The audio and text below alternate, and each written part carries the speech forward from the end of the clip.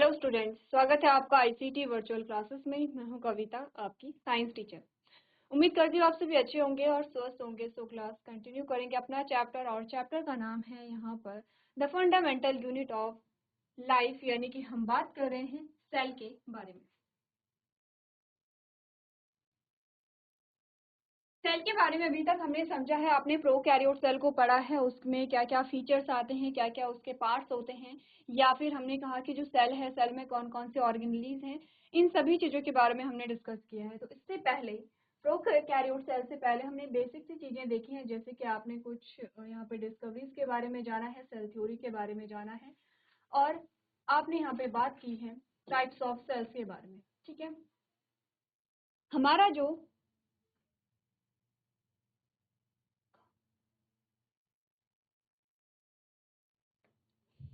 चलिए, तो हमने बात की थी यहाँ पे प्रोकैरियोट सेल के बारे में। ठीक है, प्रोकैरियोट सेल में हमने बात की थी बैक्टीरियल सेल के बारे में, और बैक्टीरियल सेल में क्या क्या ऑर्गेनेलीज होती हैं। तो हमने कहा था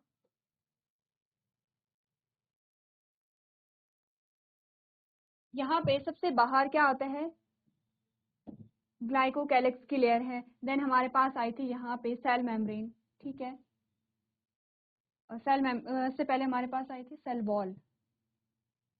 ये सेल मेम्ब्रेन नहीं होगी, सेल वॉल होगी। ठीक है, ये है सेल वॉल। देन हमारे पास आएगी सेल मेम्ब्रेन। ठीक है, तो यहाँ पे तीन लेयर आई थी जिनमें हमने कहा था ये क्या होती हैं, सेल एनवेलप होती हैं, यानी कि जो बैक्टीरियल सेल है वो तीन लेयर से यहाँ पे कवर्ड है। यहाँ पर आपने कहा कि ये है सर्कुलर डीएनए। ठीक है, ये है extra chromosomal double strand DNA, ये भी डबल स्ट्रैंड ही होगा। ठीक है, ये आपके पास आता है पॉलीजोम, जिसमें आपने कहा कि जो आरएनए है, आरएनए पे बहुत सारे क्या लगे हुए हैं, राइबोसोम्स लगे हुए हैं, जिन्हें हमने पॉलीजोम कहा है। ये यहाँ पे है मीजोसोम। ठीक है, मीजोसोम के अलग अलग फंक्शन आपने पढ़े थे, ये प्लास्टिड आपने पढ़ा था। आपने कहा था यहाँ पे कुछ इंक्लूजन बॉडीज होती हैं। ठीक है, क्रोमेटोफोर आपने कुछ कहा था। यहाँ पे यहाँ पे क्या होता है, जो कलर है वो डिपॉजिट हो जाता है। इसके अलावा आपने कहा कि फ्लैजिला पाए जा रहे हैं जो मूवमेंट में क्या है रिस्पॉन्सिबल। आपने कहा पिलाई है जो क्या कर रहा है यहाँ पे रिप्रोडक्शन में रिस्पॉन्सिबल है। फिमरी है जो कि क्या है यहाँ पे आपने कहा होल्ड करने के लिए, कैच करने के लिए होते हैं, और छोटे छोटे प्रोजेक्शन आपने देखे हैं जिन्हें आपने कहा था सीलिया। ठीक है, कुछ हमने यहाँ पे पार्ट्स देखे थे, कुछ प्रोकैरियोट सेल के बारे में हमने डिस्कस किया था। आज हम बात करेंगे यहाँ पे यूकैरियोट सेल, और यूकैरियोट सेल जो आपके पास आती है यहाँ पर आपने कहा एनिमल सेल होगी और यहाँ पे प्लांट सेल होगी। चलिए स्टार्ट करते हैं यहाँ पर यूकैरियोट सेल जो है। इससे पहले हमने प्रोकैरियोट सेल के बारे में जो भी चीजें डिस्कस की हैं आप लोग उसे रिवाइज करके लेके आएंगे। अब स्टार्ट करते हैं यहाँ पर यूकैरियोट सेल, जिसमें आपको बता रखा है सेल कंटेन थ्री फीचर्स, यानी कि एक सेल में तीन विशेषताएं होती हैं। अब यहाँ पर जो जिस सेल की विशेषताएं आपको बता रखी हैं वो यहाँ पे है एनिमल सेल। ठीक है, क्योंकि अगर प्लांट सेल होती तो प्लांट सेल में यहाँ पे एक और विशेषता बताई जाती, जिसमें आपको सेल वॉल के बारे में यहाँ पे बताया जाता। ठीक है, अब हमें सबसे पहले डिस्कस करना है एनिमल सेल को, देन हम डिस्कस करेंगे प्लांट सेल को। प्लांट सेल और एनिमल सेल में क्या क्या डिफरेंसेस के बारे में हम देख लेंगे। अगर हम यहाँ पे बेसिक फीचर्स देखें तो हमने कहा कि जो फीचर्स यहाँ पे, जैसे हमने plasma membrane, nucleus and cytoplasm की बात की है, ये आपको प्लांट सेल में भी मिलेगा और एनिमल सेल में भी मिलेगा। ठीक है, बस प्लांट सेल में आपने कहा अगर हम कवरिंग की बात करें तो सेल वॉल एक्स्ट्रा आ जाती है। स्टार्ट करते हैं। अब आप इतना तो समझते हैं कि प्लाज्मा मेम्ब्रेन क्या है, जो आउटर मोस्ट कवरिंग होती है किसी भी सेल की, जो क्या है सेल की सराउंडिंग है, जो सेल को आउटर एनवायरनमेंट से क्या कर रहा है, अलग कर रहा है, इसे हम प्लाज्मा मेम्ब्रेन कहते हैं। डिटेल में समझेंगे प्लाज्मा मेम्ब्रेन और उसके फंक्शंस को, देन हम डिस्कस करेंगे न्यूक्लियस एंड साइटोप्लाज्म। चलिए, सबसे पहले प्लाज्मा मेम्ब्रेन को एक बार पढ़ लेते हैं। प्लाज्मा मेम्ब्रेन हमें क्या बताती है। इससे पहले एक बेसिक सी चीज है, हमने कहा कोई भी सेल है, जैसे कि मैंने कहा ये सेल का क्या है, साइटोप्लाज्म है। अब साइटोप्लाज्म का जो लक्षण हम कहेंगे या जो नेचर हम कहेंगे वो कैसा होता है, तरल होता है। इसके बाद मैंने कहा कि यहाँ पे कहीं न्यूक्लियस भी है। ठीक है, इसमें मैंने कहा कुछ क्या है, यहाँ पे ऑर्गेनेलीज भी आ जाते हैं इस प्रकार से कुछ और ऑर्गेनेलीज यहाँ पे आ जाते हैं। ठीक है, ये सारी क्या है, हमारे पास कुछ ऑर्गेनेलीज है। मैंने कहा ये एक सेल है, ये कोशिका है, क्योंकि मैंने कहा कि ये जितनी भी आपको ऑर्गेनेलीज दिख रही हैं, चाहे वो न्यूक्लियस है, चाहे वो और कोशिकांग हैं, ये क्या है, सेल में अब तैर रहे हैं। आप ऐसे समझ सकते हैं ये सेल में तैर रहे हैं। ये सेम ऐसा है कि जैसे हमने कहा बलून है, बलून के अंदर क्या है, पानी है, तो वो बलून के अंदर का पानी हमने साइटोप्लाज्म मान लिया है, और बलून के अंदर आपने कुछ छोटी छोटी बॉल्स डाल दी हैं जो कि क्या है, उस पानी में तैर रही है। तो हमने कहा कि बलून का वो जो पानी था उसे आप रिलेट कर सकते हैं यहाँ पे साइटोप्लाज्म से, और उस पानी के अंदर जो बॉल्स थी उसे आप रिलेट कर सकते हैं यहाँ पर सेल ऑर्गेनेलीज से। अब सोचिए, अगर बलून जो है, जो पानी है बलून के अंदर, वो किस में है, बलून के अंदर है।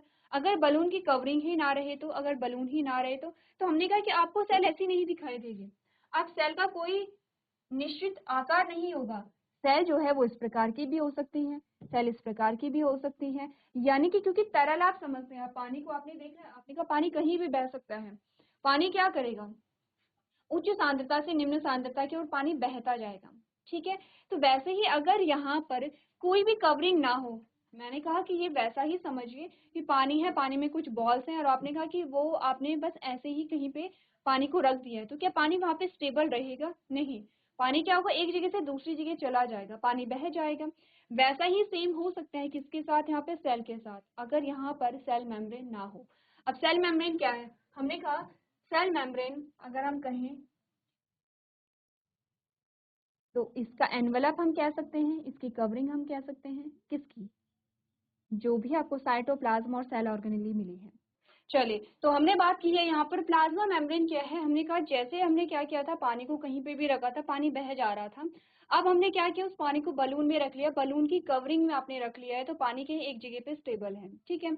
अब ऐसा नहीं होगा। अब हमने कहा प्लाज्मा मेम्ब्रेन आ गई है, तो अब जो साइटोप्लाज्म है वो कैसा होगा, यहाँ पे स्टेबल होगा, ठीक है। सबसे पहली बात हमने प्लाज्मा मेम्ब्रेन के बारे में ये समझी है कि ये किसी भी सेल को क्या कर रहा है, शेप दे रहा है, और आपने कहा कि उसकी जो स्टेबिलिटी है उसे मेंटेन कर रहे हैं। पहली चीज हमने ये समझी। दूसरा हमने कहा कि क्योंकि ये आउटर मेम्ब्रेन है यहाँ पर, तो हम कह सकते हैं कि ये क्या होगी, प्रोटेक्टिव लेयर भी होगी किसी भी सेल के लिए, ठीक है। जैसे कि हमने कहा, हम एग्जाम्पल में क्या लेते हैं, हमने कहा हमारे घर की बाउंड्री होती है, तो वो क्या होती है, एज हम क्या देखते हैं, उसे सेफ्टी के पर्पज से उसे बनाते हैं। या हमारे घर का जो गेट होता है वो हमारी सेफ्टी के पर्पज से बनता है कि जब हमें नीड हो हम उसे ओपन करें और अपने काम करें, और जब हमें नीड नहीं है हम उसे बंद रखें ताकि हमारी सेफ्टी रहे। हमने क्या कहा यहाँ पे, सेकंड जो हमने कहा, प्लाज्मा मेम्ब्रेन क्या कर रहा है, यहाँ पे सेफ्टी को प्रोवाइड कर रहा है। हमने कहा सेफ्टी को कैसे प्रोवाइड करेगा, कि यहाँ पर जो काम हमारे गेट का होता है वही काम हमारे प्लाज्मा मेम्ब्रेन का होता है। जैसे कि हमने कहा कि हमारे घर में ऐसा नहीं है कि कोई भी एंटर कर सकता है।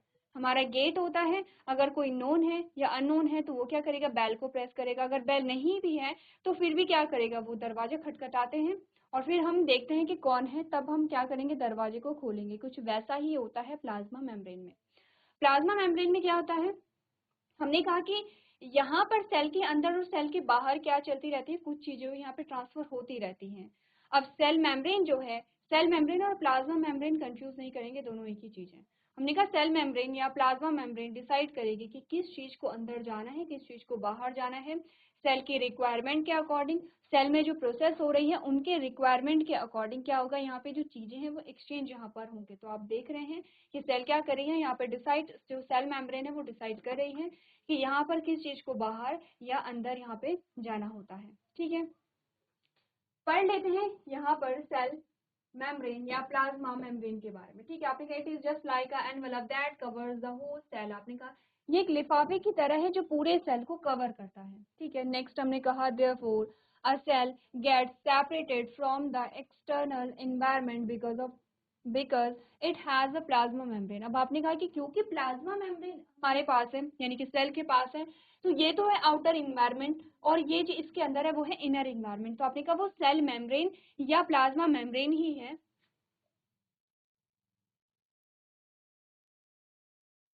सेल प्लाज्मा या सेल मेम्ब्रेन,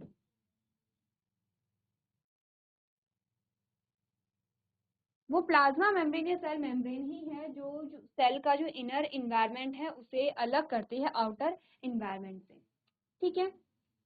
आगे बढ़े, हमने कहा था plasma membrane can decide which material should enter और leave the cell and which should not. This is why it is also called a selectively permeable membrane. एक इम्पॉर्टेंट आपके पास टर्म है सेलेक्टिवली परमिएबल। आपसे पूछे जाते कि बताइए कोशिका की क्या क्या विशेषताएं हैं, तो आपने कहा कोशिका की एक जो विशेषता है वो ये है कि ये सेलेक्टिवली परमिएबल मेम्ब्रेन है। क्या मतलब होता है इसका, सोचिए थोड़ा सा, क्योंकि इसके बारे में हमने अभी डिस्कस किया है। हमने कहा ये एक लिफाफे की तरह है जो पूरी सेल को कवर करता है, इसलिए एक कोशिका बाहरी वातावरण से अलग हो जाती है क्योंकि इसमें प्लाज्मा झिल्ली होती है। नेक्स्ट हमने बात की है प्लाज्मा झिल्ली ये तय करती है कि कौन सी सामग्री कोशिका में प्रवेश करे या बाहर जाए और कौन सी नहीं। ठीक है, नेक्स्ट हमने कहा इसीलिए हम इसे चुनिंदा पारगम्य झिल्ली कहते हैं। अब देखिए सेलेक्टिवली का मतलब होता है जो क्या करेगा, सिलेक्शन करेगा, चूज करेगा। सिलेक्शन का मतलब होता है ना, हमारे पास ऑप्शंस होते हैं और हम अपनी नीड और अपनी रिक्वायरमेंट के अकॉर्डिंग किसी भी चीज को सिलेक्ट करेंगे, किसी भी चीज को हम क्या करेंगे यहाँ पे उठाएंगे। ठीक है, नेक्स्ट हमने कहा परमिएबल। परमिएबल का मतलब है कि ऐसी लेयर, ऐसी चीज, ऐसी मेम्ब्रेन जिससे आर पार चीजें जो है वो जा सकती हैं। ठीक है, तो जैसे यहाँ पर हम कपड़ों के लिए यूज करते हैं एक वर्ड ट्रांसपेरेंट। हम कहते हैं ट्रांसपेरेंट तो नहीं है कपड़ा, या ट्रांसपेरेंट है क्या कपड़ा। ट्रांसपेरेंट का मतलब है कि आपको उस कपड़े के आर पार दिख रहा है। वैसे ही अगर हम यहाँ पे बात करें कि कोई चीज आर पार जा सकती है, ठीक है, उसके लिए हम कहेंगे परमिएबल। परमिएबल का मतलब है कि किसी लेयर के आर पार अगर चीजें यहाँ पे जा पा रही हैं तो हम उसे कहते हैं परमिएबल। मेम्ब्रेन का मतलब आप समझते हैं झिल्ली। ठीक है, झिल्ली या कवरिंग।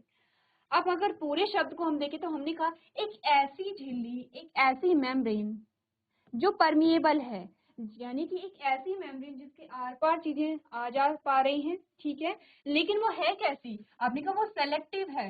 ऐसा नहीं है कि कोई भी चीज आर पार आ सकती है, आपने कहा वो सेलेक्टिव है। वो मेम्ब्रेन सिलेक्शन करती है, वो मेम्ब्रेन चूज करती है कि किस मटेरियल को सेल के अंदर जाना है और किस मटेरियल को सेल के बाहर आना है। ठीक है, कब आना है ये भी सेल मेम्ब्रेन ही डिसाइड करेगी, सेल के अंदर जो एक्टिविटी हो रही है वो डिसाइड करेंगे।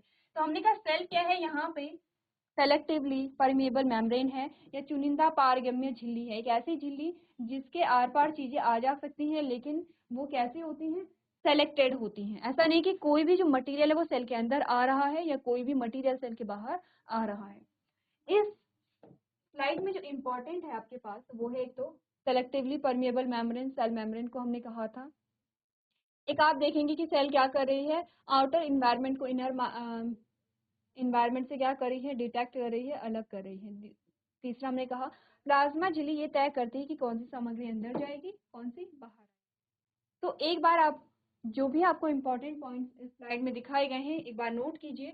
सबसे पहले आपने ये बोलना है कि प्लाज्मा मेम्ब्रेन क्या है, इसका क्या कार्य होता है, और दूसरा हमने कहा कि इसे हम सेलेक्टिवली परमिएबल मेम्ब्रेन कहते हैं, लेकिन क्यों कहते हैं ये भी आपको पता करना है, क्योंकि हमने इसका जो आंसर है वो ऑलरेडी दे दिया है। तो आप क्या करेंगे, सेलेक्टिवली परमिएबल मेम्ब्रेन अगर क्लियर हो गया है तो ठीक है, अगर क्लियर नहीं हुआ है तो उसके आगे आप डेफिनेशन भी लिख सकते हैं कि जो यहाँ पे प्लाज्मा झिल्ली है, या फिर हमने कहा कि जो यहाँ पे कोशिका झिल्ली है, वो क्या है, ऐसी इस प्रकार की झिल्ली है कि जिसके आर पार चीजें आ जा सकती हैं, लेकिन वो चीजें कैसी होंगी, सेलेक्टेड होंगी, यानी कि चुनिंदा चीजें ही इसके आर पार आ सकती हैं।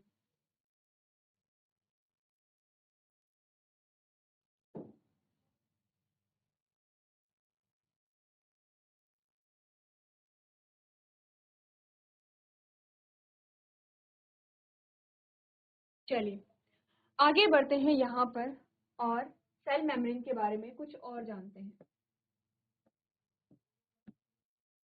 ठीक है, आपने कहा कि सेल मेम्ब्रेन के अंदर और बाहर चीजें कैसे आ जा सकती हैं, ये आपको देखना है। ठीक है, सबसे पहले हम चीजों में देखेंगे, सबसे पहले हम गैसेस की बात करेंगे, फिर हम बात करेंगे लिक्विड जिसमें हम वाटर की मेनली बात करेंगे। ठीक है, सबसे पहले आपको पढ़ना है एक टर्म विसरण।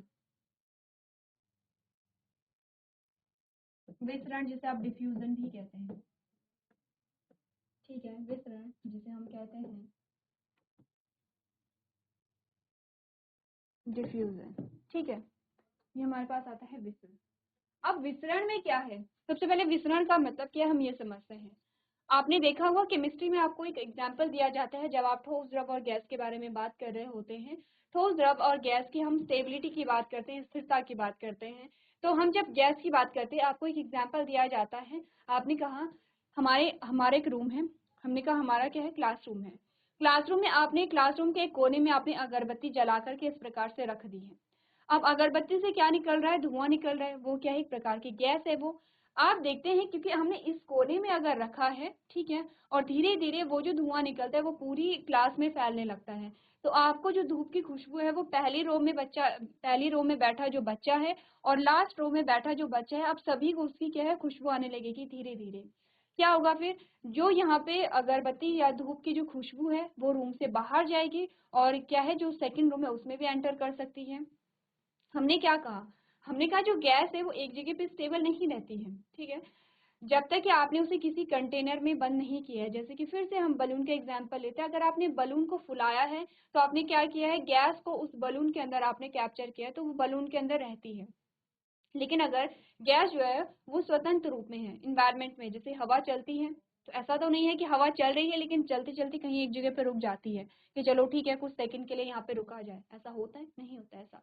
क्योंकि गैस का ऐसा नेचर है ही नहीं कि वो एक जगह पे रुक सके। उसका रीजन हमने क्या कहा था, हमने कहा था जब ठोस की बात आई थी, हमने 3 यहाँ पे क्या देखे थे, कंटेनर देखे थे इस प्रकार से। या फिर अगर हम इसे इस प्रकार से ना देखें तो ज्यादा बेटर होगा, क्योंकि हमने कहा ठोस जो पदार्थ होता है उसके जो मॉलिक्यूल होते हैं वो आपस में बहुत चिपके हुए होते हैं। इनके बीच में जो इंटरस्पेसिफिक स्पेस है वो बहुत कम होता है इस प्रकार से। फिर हमारे पास आता है लिक्विड। हमने कहा इसीलिए ठोस के आपने निश्चित आकार और आकृति, आप देखते हैं आपकी जो बेंच है, आपकी जो टेबल है, आपने कहा आपकी जो स्क्रीन है, ठीक है, आपके पास जो आपका पेन है, आपने कहा ये सारे कैसे हैं, ठोस है। ठोस कैसे होते हैं, स्थिर होते हैं, ठीक है, इनका जो आकार और आकृति बदलती नहीं है। हम अगर बात करें थोड़ा सा तरल की, तो हमने कहा तरल के जो मॉलिक्यूल हैं वो एक दूसरे से थोड़ा अलग अलग रहते हैं, ठीक है। अब आपने कहा क्योंकि ये बहुत कॉम्पैक्ट है, किसमें, ठोस की हम बात करें, बहुत कॉम्पैक्ट है, एक दूसरे से बहुत जुड़े हुए हैं, चिपके हुए हैं। आपने कहा कि इनके बीच में जो यहाँ पे अट्रैक्शन होगा वो कैसा होगा, स्ट्रांग होगा, इनके बीच में जो बॉन्ड होगा वो कैसा होगा, स्ट्रांग होगा। तो एक दूसरे से जुड़े रहेंगे, एक दूसरे से बाहर नहीं जाएंगे, तो इसीलिए इनका जो शेप है आपने कहा वो कैसा होता है, यहाँ पे स्टेबल होता है।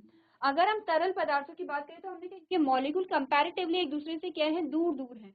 अगर दूर दूर है तो इनके बीच में जो अट्रैक्शन फोर्स है वो टूट सकता है और टूट जाता है, और आप देखते हैं कि तरल जो है वो बह जाता है, ठीक है, क्लियर है इतना। अब हमने कहा अगर हम यहाँ पे गैस की बात करें तो आपने कहा गैस के मॉलिक्यूल एक दूसरे से बहुत दूर दूर होते हैं, इतने दूर होते हैं कि आपने कहा कि एक जगह पे,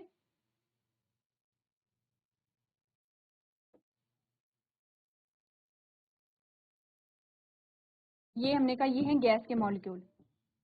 अब देख रहे हैं गैस के मॉलिक्यूल कितने दूर दूर हैं आपस में, ठीक है। अगर तीनों का कंपैरिजन करें, हमने कहा इनके मॉलिक्यूल तो इतने दूर दूर हैं कि यहाँ पर ये क्या है, ये कहीं भी उड़ जाते हैं, कहीं भी बह जाते हैं, ठीक है। इसीलिए हमने कहा कि ये तो स्टेबल होते हैं, इनका जो आकार और आकृति है वो कैसी होती है, स्टेबल होती है, स्थिर होती है। तरल की बात हम करें तो तरल में हमने कहा इनका जो आकार और आकृति है वो यहाँ पे फिक्स नहीं होती है, आप किसी भी कंटेनर में रखेंगे उसी का शेप ले लेती हैं। अगर हम गैस का कहें तो हमने कहा गैस का कोई आकार और आकृति होती ही नहीं है, ठीक है। यहाँ पर हमने कहा अब हमें पढ़ना है डिफ्यूजन। डिफ्यूजन का मतलब सिंपल सा है बहना या उड़ना। बहना जो शब्द है वैसे हम लिक्विड के लिए यूज करते हैं, और अगर उड़ना हम कहें तो हमने कहा हम गैस के लिए यूज करते हैं। विसरण का सिंपल सा मतलब है कि गैस विसरित हो रही है या गैस उड़ रही है या गैस बह रही है, सिंपल सा मतलब है। मैंने कहा आपने एक कोने में अगरबत्ती को रखा था, अब उसका जो धुआं है वो पूरी क्लास में क्या हो रहा है, विसरित हो रहा है, ठीक है, पूरी क्लास में क्या है, वो जो धुआं है वो बह रहा है या विसरित हो रहा है। तो विसरण का मतलब क्या होता है, विसरण का मतलब है कि हमने कहा आपने पढ़ा होगा, जब हमने बहुत सारी चीजें पढ़ी हैं,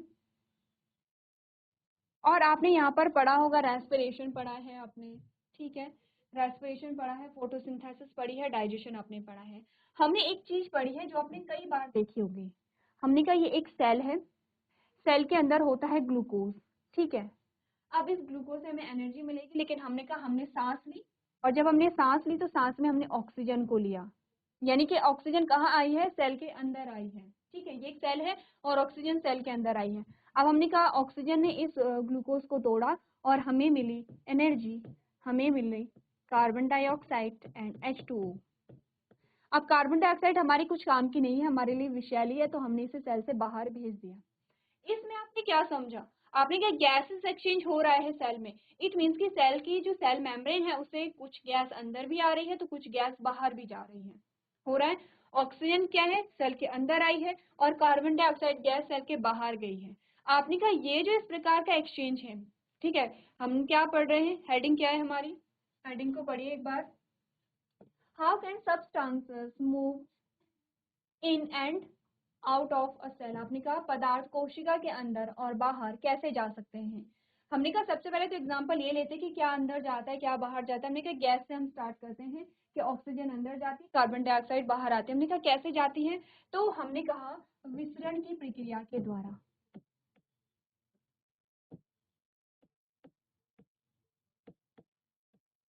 ठीक है। विसरण यानी कि गैस बह रही है, हमने कहा ऑक्सीजन अंदर को आई और कार्बन डाइऑक्साइड बाहर को चली गई। तो सेकंड क्वेश्चन ये हमारे पास आता है कि ठीक है गैस विसरित होती है ये हम समझ रहे हैं, लेकिन हमने कहा ऐसा हमेशा ऐसा ही क्यों होता है कि ऑक्सीजन ही हमारी सेल के अंदर आई और कार्बन डाइऑक्साइड ही हमारी सेल के बाहर गई। ऐसा भी तो हो सकता है कि कार्बन डाइऑक्साइड अंदर आई है और ऑक्सीजन जो है वो बाहर निकल रही है, ऐसा क्यों हुआ। वैसे तो हम समझते हैं कि हमें ऑक्सीजन की रिक्वायरमेंट है क्योंकि ऑक्सीजन ही ग्लूकोज को तोड़ेगा, कार्बन डाइऑक्साइड नहीं तोड़ेगा, इसलिए हमें क्या है ऑक्सीजन की ही रिक्वायरमेंट है। लेकिन हमने कहा दोनों गैसेस हैं, दोनों का नेचर सेम होना चाहिए कि विसरण की प्रक्रिया होनी चाहिए। तो एक जो सीक्वेंस हम देख रहे हैं कि ऑक्सीजन अंदर आई और कार्बन डाइऑक्साइड बाहर गई, उसका क्या रीजन है, हमने कहा सांद्रता या कंसंट्रेशन, सांद्रता या जिसे आप कंसंट्रेशन भी कहते हैं, ठीक है। अब हमने क्या बोला देखिए, आपने यहाँ पर रखी है एक अगरबत्ती, ठीक है, यहाँ पे गैस निकली, आपने नोटिस किया कि गैस यहीं पे क्यों नहीं रही, गैस आगे क्यों बही होगी। आपने कभी नोटिस किया कि गैस क्यों यहाँ पे विसरित हो रही है, गैस क्यों एक जगह से जो आपने अगरबत्ती जलाई थी उसका जो धुआं है वो यहाँ से पूरे रूम में क्यों फैला होगा, इसका क्या रीजन हो सकता है, क्या कभी आपने सोचा है। आप धूप जलाते हैं, ठीक है, कोई भी आपने कहा कि कोई खाना बन रहा है, कोई खुशबू है या कोई स्मेल आती है, कोई गंदी स्मेल है, हमें यहाँ पे देखना है कि आप जो फील करते हैं, आपको जो पता चलता है, आपने कहा हवा चल रही है, ठीक है, ऐसा क्यों होता है कि हवा एक जगह से दूसरी जगह जा रही है, आपने कहा क्योंकि उसके मॉलिक्यूल बहुत दूर दूर है इसीलिए वो क्या होती है विसरित होती है। हमने कहा ठीक है विसरित हो, लेकिन ऐसा क्यों है कि विसरित पूरे रूम में हो रही है, ऐसा भी तो है कि यहीं पे विसरित हो सकती है। इसी ये जो अगरबत्ती है, मान लीजिए ये अगरबत्ती है और इसी अगरबत्ती के आसपास भी तो ये विसरित हो सकती थी, ऐसा क्यों हुआ कि यहाँ से अगर धुआं निकल रहा है तो ये धुआं क्या है इससे दूर जा रहा है। हमने कहा एक हमारे पास क्या आता है, फिनोमिना आता है, जिसमें हम कहते हैं कि कोई भी जो चीज है, चाहे वो लिक्विड है चाहे वो गैस है, वो हाई कंसंट्रेशन से लो कंसंट्रेशन में जाती है, यानी कि उच्च सांद्रता से निम्न सांद्रता में जाती है। अब उच्च सांद्रता का मतलब क्या हो गया, आप मात्रा मान लीजिए, आप वॉल्यूम मान लीजिए, ठीक है। हमने कहा जहाँ पे ज्यादा चीज है, ठीक है, जैसे कि हमने कहा कि कोई एक बर्तन है, ठीक है, बर्तन पानी से भर जाता है। अब आपने कहा वहां पे क्या है, वो जो पानी की जो सांद्रता है वो उच्च है, ठीक है। अब जो पानी है वो बर्तन से बाहर क्यों गिर रहा है, क्योंकि आपने कहा वो उच्च सांद्रता है वहां पे पानी की। अब पानी किसी ऐसी जगह में जा रहा है जहां पर उसे क्या मिले, स्पेस मिले, जहां पे उसे जगह मिले, ठीक है, ऐसा ही होता है। तो हमने कहा कि जहां पर अधिक गैस होगी, अधिक गैस किस डायरेक्शन में जाएगी, किस दिशा में बहेगी, जहां पर कम गैस हो, ताकि उसे स्थान मिले, ताकि उसे आगे जाने के लिए, आगे बढ़ने के लिए क्या मिले, स्पेस मिले। तो उसी को हम कहते हैं कि कोई भी जो चीज है, चाहे वो गैस है चाहे वो पानी है, जहाँ पे उसकी उच्च सांद्रता है, जहाँ पे उसकी अधिक मात्रा है, वो अधिक मात्रा से कम मात्रा की तरह क्यों बहेगा, क्योंकि उसे स्थान चाहिए, क्योंकि यहाँ पे तो ऑलरेडी क्या है, जो जो भी स्पेस है वो कैसा हो गया, फुलफिल हो गया है, ठीक है, जो यहाँ पे स्पेस है वो ऑक्यूपाइड है, आपने कहा और जगह नहीं है, तो ये ढूंढेगा ऐसी जगह कि जहां पर उसे स्पेस मिल सके, जहां पर वो बह सके, ठीक है। तो हमने इसीलिए कहा है कि कोई भी जो चीज है, कोई भी जो गैस है, वो उच्च सांद्रता से निम्न सांद्रता की ओर बहती है। अब ये जो हमने स्टेटमेंट बोला है कि यहाँ पर कैसे अप्लाई होता है, इसे पढ़ेंगे एक बार, हम पढ़ लेते हैं यहाँ पर विसरण के बारे में। अपने क्या, gases exchange between the cell and its external environment. हमारे पास एग्जाम्पल क्या आता है, ये आपकी हेडिंग है, कोशिका और उसके बाहरी पर्यावरण के बीच गैसीय विनिमय। हमने कहा movement of oxygen and carbon dioxide to inform the cell is carried out through diffusion. आपने कहा कि कोशिका से ऑक्सीजन और कार्बन डाइऑक्साइड का जो संचलन होता है विसरण के माध्यम से किया जाता है। Gaseous substance tend to move to area where their concentration is less from the area where there is higher. The movement is defined as the process of diffusion. Diffusion can take place of solid, liquid and gas. आपने कहा कोशिका से गैसीय पदार्थ उन क्षेत्रों में जाते हैं जहां उनकी सांद्रता अधिक होती है,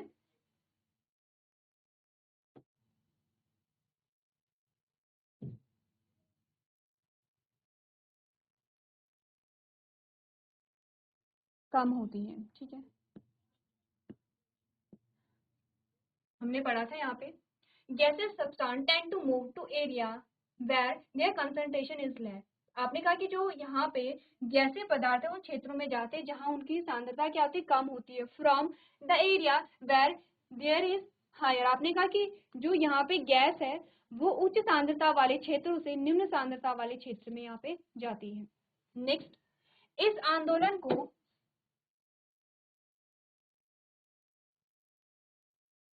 आंदोलन को नहीं बल्कि इस गति को,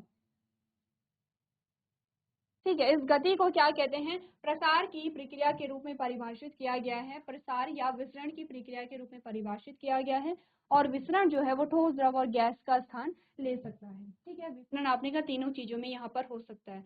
अब हम देखेंगे यहाँ पर जो विसरण की प्रक्रिया है वो किस प्रकार से हुई है। उससे पहले एक बार आप लोग नोट कर लीजिए कि जो विसरण है वो क्या होता है और किस प्रकार से होता है। चलिए, तो आपने नोट कर लिया होगा, आगे बढ़ते हैं। अब हम बात करते हैं यहाँ पर। अच्छा, यहाँ पर आपके पास जो वाटर है, हम देखेंगे वाटर की मूवमेंट कैसे होती है। इसमें आपके पास जब आप बात करेंगे वाटर के मूवमेंट के बारे में, आपने कहा वाटर के मूवमेंट को हम ऑस्मोसिस कहते हैं, जिसमें आपके पास तीन फिनोमेना आएंगे। आपके पास ये जो इमेजेस दी गई हैं जिसमें आपके पास तीन यहाँ पे कंडीशन दी गई हैं। ठीक है, एक में आपने एक्सेल रखी है। ठीक है, अब तीनों में आपको डिफरेंस देखने की, तीनों में डिफरेंस क्या आया है यहाँ पे, तीनों में क्या, यहाँ पे जो तीनों आपके पास फिनोमेना आए हैं वो आपको क्या बता रहे हैं, ऑस्मोसिस कितने प्रकार से यहाँ पर हो सकती है। उससे पहले हम डिस्कस करेंगे यहाँ पर जो गैसेस है उसका डिफ्यूजन कैसे हुआ है, कैसे जो गैस है वो उच्च सांद्रता से निम्न सांद्रता की ओर बहती है। ठीक है, अगर आप यहाँ पे गैस के एस्पेक्ट में से समझते हैं तो आपको ऑस्मोसिस भी इजीली समझ में आ जाएगा। तो यहाँ पर जो गैसों का जो विनिमय है इसे हम नेक्स्ट लेक्चर में कंटिन्यू करेंगे। एक बार आप लोग क्या करेंगे, घर से पढ़ करके लेके आएंगे। तो आज के सेशन में हम इतना ही करेंगे। अभी तक क्लास में बने रहने के लिए आपका धन्यवाद।